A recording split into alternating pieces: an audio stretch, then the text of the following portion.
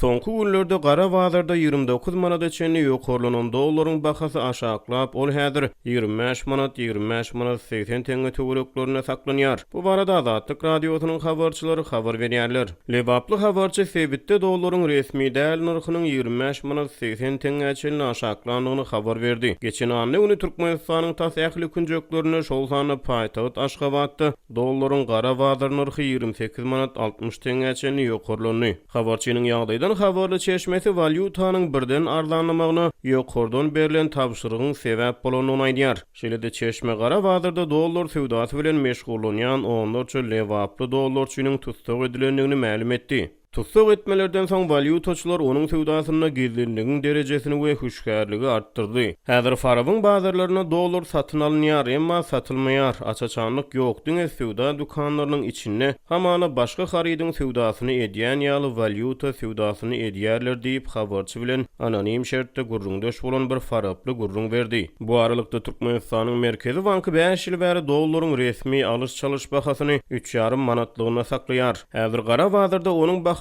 resmi kursdan 7 töwereklerine ýokurydyr. Öňkü hepdeler dollaryň bahasy 29 manata çenli baryp ýeten bolsa, bu günler dollar Gara Bazarda biraz pese düşdi. Häzir ol 25 manatdan satylýar diýip Türkmenabatly bir ýaşaýjy Azatlyk radiosynyň ikinji habarçysyna gurrun berdi. Ýöne dollar arzanlap manat hümmetlense de bazarlarda we sewda nokatlaryna emele gelen soňky gymmatçylyk saklanyp galýar. Birinji habarçy Farabda 1 kilogram şekeriň hususy sewdada 27 manata çenli gymmatlandygyny habar berýär. Ikinji habarçy Türkmenabatda 1 kilogram şekeriň 20 manatdan bahalanýandygyny, bu ýagdaýyň konditor önümleriniň bahalarynyň desine ýokurlanmagyna getirendigini habar berdi. Ähli köke we beýleki konditor önümleri süýüjüler 11-15 manat töwereklerine gymmatlady. Şokoladlaryň bahalary 1 kilogramyna 20 manat galdy diýip beýleki bir Türkmenabatly Azatlygyň habarçysyna gurrun berdi. Onuň sözlerine görä süýüjü kökeleriň bahalarynyň gymmatçylyk edara karhanalaryň işgärlerine kärdeşler arkalaşığı tarapından beriljek täze ýyl sowgatlaryna yaramaz täsir eder. Täze ýyl ýetip gelýän wagty has köp mukdarda satyn alynýan süýjü kökeleriň bahalarynyň galmagy edara karhanalara kärdeşler arkalaşyğı tarapından beriljek täze ýyl sowgatlaryna